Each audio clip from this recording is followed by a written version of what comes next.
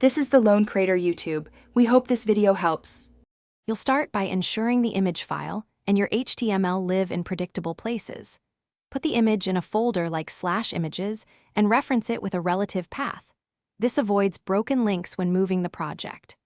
Once done, make sure the file name and extension match exactly, because servers are case sensitive. You're minimizing path errors up front, so the rest of the process focuses on markup and attributes rather than hunting for a missing file. Now you write the actual HTML. Use an img element with src set to your path and a meaningful alt describing the image. Include width and height attributes to reserve layout space, or control sizing with CSS to keep pages stable as images load.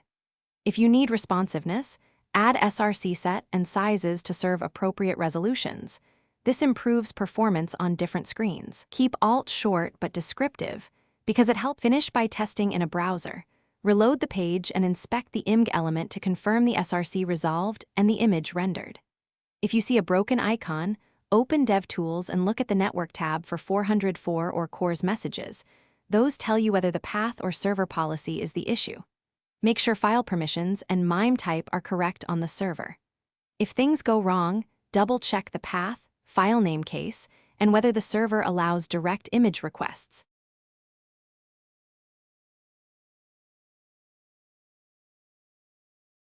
Thanks for watching.